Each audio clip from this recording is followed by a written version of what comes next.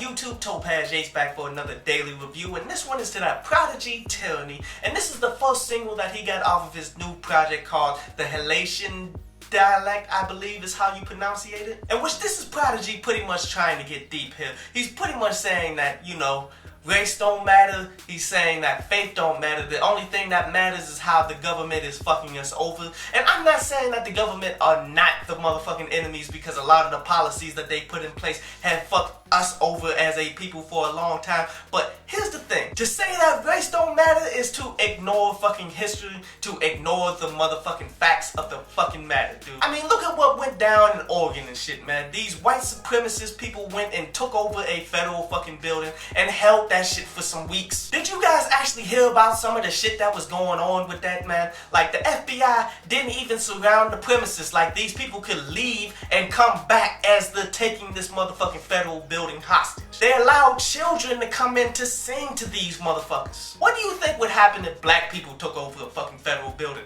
In fact, we don't even have to imagine this shit. Historically speaking, whenever we uprise or try to do some shit, these motherfuckers bomb us. What happened to us when we were succeeding in fucking Black Wall Street? They fucking bombed us. What did they do to move out there in Philly? And this was not that long ago. This was 1985. Not anywhere else in the middle of fucking Philly. They bombed that shit. They don't do that to anybody else but us. And you trying to say that race don't fucking matter? Now, these so-called elitists and everything, man, they really don't fuck with your typical white person, especially not your white trash or anything like that. But yet, they don't get slaughtered every day in the motherfucking streets. Like, when was the last time any regular white child got gunned down and nobody did shit about it?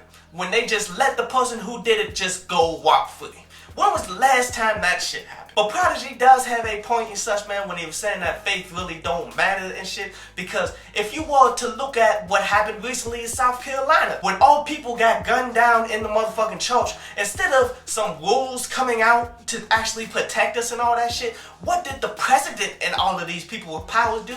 They come down to pray with us. They really don't do shit. But whenever these people need something, laws change overnight. For example, when the Black Panther Party was taking advantage of the lack of gun laws out there in the West, which was pretty much the Wild West where everybody could have a gun, so therefore when black people started having guns, the NRA came out and said we need gun laws and shit. That's the only reason why there's gun laws in the West. So when they need something done, it fucking happens. When we need something done, they gonna come over and do the Dougie with us. They gonna go over and do some prayers and shit, but nothing really fucking happens. But overall as a track, man, it kind of feels like some classic Prodigy and such, man. Like, that production was pretty solid. I mean, Prodigy has never been the most phenomenal fucking rapper. It's just these messages that he's sending was kind of fucked up. I mean, he's talking some shit because he's successful, like he's one of the lucky ones to come up out of the shit. Therefore, everyone can do it, and he has a point on that, but ultimately you can't deny that he was a lucky one. And he uses that to justify his beliefs that race really don't matter, and that's all fucking bullshit. But I still would recommend people to go ahead and peep it out. It's a cool track. It just annoys the shit out of me. But this concludes today's review, man, and now we're going to jump into a brief instrumental from underground producer A+, and then we're going to jump into some of your questions.